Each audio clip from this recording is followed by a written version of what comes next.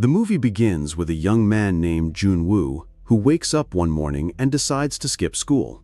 Instead, he wants to spend the day playing computer games. He finds a note from his mother asking him to go out and buy food and household supplies, but Joon ignores it and heads straight to his computer to play online with his friends. While they're playing, one of his gaming buddies suddenly shouts, "Turn on the TV now and check the news." Joon, curious, switches on the television. A news anchor is speaking, but suddenly the broadcast cuts off. He grabs his phone, but finds that there's no signal. Looking out the window, he sees people running in panic, some attacking each other for no apparent reason. Then, to his horror, he witnesses a girl viciously biting another woman in a disturbing scene. Joon is stunned and doesn't understand what's happening, and no help is arriving. Soon after, he hears people shouting inside his apartment building. He peeks through the peephole but sees no one. Just as he's about to open the door, his neighbor bursts in. The man frantically tells Joon, "Everyone outside has gone crazy. My own brother came into my house completely transformed into a zombie. He tried to kill me. Please let me stay here for a while." But Joon refuses and says, "If you have a problem, call the police." The neighbor tries to calm him and begs, "Just let me use your bathroom, then I'll leave." Joon agrees and lets him in. Meanwhile, the TV signal returns, and the news reports that communication networks are unstable and that entire cities have descended into chaos due to a new infection. Those who are infected turn into zombies, extremely violent and driven by a hunger for human flesh. Anyone bitten will also turn. One of the symptoms is bleeding from the eyes, along with extreme pain. Joon suddenly remembers his neighbor in the bathroom and, sensing danger, goes to grab a knife. The neighbor walks out, covering a wound on his neck. Joon raises the knife defensively. The neighbor tries to calm him, insisting, "I'm fine. I just need to stay for 1 hour." But Joon notices blood on the man's hand and begins to panic. Not long after, the neighbor's eye starts bleeding. He glances at the mirror, lets out a horrified scream, and his body begins convulsing violently. His limbs twist unnaturally until he fully transforms into a zombie and lunges at Joon, trying to bite him. Joon fights back, managing to shove him out of the apartment and stabs him as the zombie tries to force his way in. Joon locks the door just in time. Through the peephole, he sees a giant zombie attacking his neighbor's body and devouring it. Joon is in complete shock and doesn't make a sound. Terrified the zombie might hear him, blood starts seeping in under the door. Joon, frozen in fear, drags a large refrigerator in front of the door to block any intruders.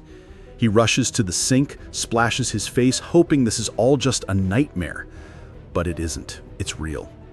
He tries to call his sister, but the network is too weak. Then a message from her finally arrives. It says, "Don't worry about us. I'm safe with Mom. Never open the door. Make sure the food you have lasts. Divide it carefully over the days and beware of the zombies. The city is full of them." Joon looks at a photo of his family praying for their safety. He gathers all the remaining food in the house and realizes how little is left. Regret fills him. "I should have listened to Mom and gone shopping." He falls asleep on the couch. The next morning, the news reports that the outbreak is getting worse. More people are turning into zombies. A reporter asks a doctor what people should do. She replies, "Zombies become extremely violent and unpredictable. Everyone must stay inside, lock up securely, and store enough food for at least 2 months. No one should leave their homes until further notice." Joon sees people online posting photos with their names and addresses, begging the army and police for help. Inspired, he writes his own details on a piece of paper, takes a photo, and uploads it in hopes of being rescued. He watches a video of someone stepping out onto their balcony, holding up their phone trying to catch a signal, and they succeed. But then the person loses balance and falls from the balcony. This gives Joon an idea. He attaches his phone to a drone and connects it to his VR goggles to control it. He flies the drone into the sky, surveying the destroyed buildings and wandering zombies below. He flies it higher in search of a signal. It works. He gets 1 bar. and quickly tries to call his sister, but just as the call is about to go through, the drone's battery dies and crashes, taking his phone down with it. Hopelessness consumes Joon. He slumps at his computer and tries to play games to kill time, but the network is still down. That night, he hears strange noises from the street. He peeks out of the window, but suddenly, a gunshot narrowly misses him. Outside, a female police officer is trying to fend off a horde of zombies. She's running out of bullets. Desperately, she loads her last magazine, but it's not enough. Just before the zombies reach her, she tries to shoot herself, but she fails. The gun drops, and the zombies drag her screaming across the street. Joon witnesses everything and sets his sights on the fallen gun. He needs it to protect himself. Suddenly, loud banging starts at his door. He grabs a baseball bat and braces for impact. The pounding is so strong that the fridge blocking the door shifts and falls. To his horror, a zombie emerges from behind it. Joon realizes he can't fight the zombies off for long, so he runs toward the balcony, thinking of a bold escape plan. He rushes out and pretends to jump, but in reality he just hangs off the edge, clinging tightly. The zombie chasing him leaps off right after him, believing Joon had jumped too, but the zombie falls to its death. Joon looks down, sees the body, and feels a deep sense of relief. From a distance, he spots a massive horde of zombies roaming the streets. Among them, he notices the same police officer who had previously turned into a zombie. Joon quickly shuts the door to his apartment and nails it shut with planks to prevent any more intrusions. As he assesses the damage inside, Joon sees that all the food he had left has spilled out of the fridge during the earlier zombie attack. He feels crushed. This was the last of his supplies. Just then, he hears a woman screaming in the street. He grabs his tablet and starts recording a video saying, "This is my second day locked inside the house. I don't know what to do. I feel like it's a miracle I'm still alive." After 7 days of being trapped, Joon pulls out his late father's alcohol bottle. There's nothing else left to drink. We see that he's covered the entire balcony with sheets and barriers so zombies can't spot him. He watches the news, which continues to show scenes of zombies flooding the streets. He prepares instant noodles and eats, then accidentally knocks over the water bottle, spilling his last clean water. Furious at himself, he's forced to drink the water from the floor. Despite the circumstances, Joon still refuses to leave the house, even though he desperately wants the fallen police officer's gun. When he turns on the TV again, it's the same broadcast. No progress, no solution. The announcers still urge people to stay indoors. More days pass with no updates. Joon begins drinking his father's alcohol more frequently, eventually dancing aimlessly around the apartment in a drunken state. In his intoxication, he starts hallucinating that his family has returned. He sees his mother and runs to hug her, only to snap out of it and realize it was all in his imagination. He breaks down in tears from emotional exhaustion and dehydration. Later, Joon receives a voice message from his mother. Desperate to hear her voice, he climbs out the window trying to catch a signal. The plan works. He manages to get a weak connection and his mother answers. But what he hears shatters him. "We're at the ADABAC company. There are zombies breaking in." Then he hears her and his sister screaming as zombies attack them. The line goes dead. Joon cries hysterically, consumed by helplessness and rage. In a fit of madness, he smashes everything around him, including the television. He finally snaps, completely unhinged. He runs outside, kills the zombie at his door, and begins screaming and raging in the street. He sees his neighbor, now fully zombified, feasting on a corpse. The zombie starts approaching him, but Joon screams at him to back off. Unfortunately, the noise draws the attention of nearby zombies. Joon sprints toward the elevator, hoping to escape, but inside is another zombie. He quickly runs away and hides, holding his breath to stay silent. Eventually, he sneaks back into his apartment, but a blind zombie is right behind him. Joon stays perfectly still, silent and frozen. Luckily, the blind zombie passes by without noticing him. He finally makes it back into his apartment, but the sound of him locking the door draws the zombies' attention. They begin pounding on his door. Joon holds the doorknob tightly, resisting with all his strength, until the zombies eventually give up and walk away. 20 days have now passed. Joon has finished all the alcohol. He looks outside and sees electrical substations exploding. Soon the entire building loses power. Hopelessness sets in. He picks up his camera to make one last video, but can't even utter a single word. Emotionally destroyed, he decides to end his life. He ties a rope and prepares to hang himself. As he begins to lose consciousness, a red laser suddenly shines on him from the apartment building across the street. It points to a board that simply says, "No." Joon snaps out of his attempt and unhooks himself. It turns out a woman in the neighboring building named Kim had spotted him and was trying to stop him with her laser pointer. She continues signaling to him using a board with written messages, asking him not to speak out loud to avoid alerting the zombies. They agree to communicate using hand gestures. She calls him an idiot for thinking about suicide, and they agree to meet at their windows every morning at 7 a.m. Joon smiles. He's found another survivor, and hope returns to his heart. We cut to Kim in her apartment. She has set traps by the doors and keeps weapons close. Fortunately, she has enough food supplies. The next morning, Joon wakes up and realizes he overslept. He rushes to the window and doesn't see her there, but Kim soon appears, cautiously checking the area before coming to the window. She scolds him, "You're late." He apologizes and they introduce themselves. Suddenly, Kim spots a zombie inside her own apartment. She tells Joon they'll meet at the window again tomorrow at 7 p.m. She returns inside and sees the zombie caught in one of her traps hanging. Calmly, she grabs a hammer and finishes it off. That night, it starts raining. Joon and Kim take the opportunity to collect rainwater using every cup and bowl they can find. The next morning, Joon shows up at the window, clearly starving. Kim notices and decides to send him food. She tries to toss him a ball attached to a rope so they can build a line between the two apartments, but it fails. The distance is too great. Then Joon brings out a second drone he had, this time tying a rope to it. He flies the drone across to Kim's apartment, successfully connecting the line between the buildings. Kim successfully manages to send a bag of food to Joon using the rope, and he's overjoyed when he receives it. He thanks her sincerely, but his happiness quickly turns into panic when he notices a catastrophe unfolding outside. One of the zombies in the street has grabbed onto the rope she threw and is now tugging on it with great force. The table anchoring the rope begins to slide, dragging Kim with it. She falls unconscious, and the table ends up hanging right outside her window. The zombie takes advantage of the situation and begins climbing the rope toward her. Joon, seeing this, is desperate to do something. He starts throwing bottles at the zombie to stop it, but they don't reach. The creature keeps climbing undeterred. Thinking quickly, Joon launches his drone and flies it directly to the zombie. He circles around it, trying to distract it. The plan works. The zombie becomes disoriented. Meanwhile, a larger group of zombies begins surrounding Joon's building, attempting to break in. The zombie climbing toward Kim grabs the drone, but just as it's about to reach her window, Kim regains consciousness.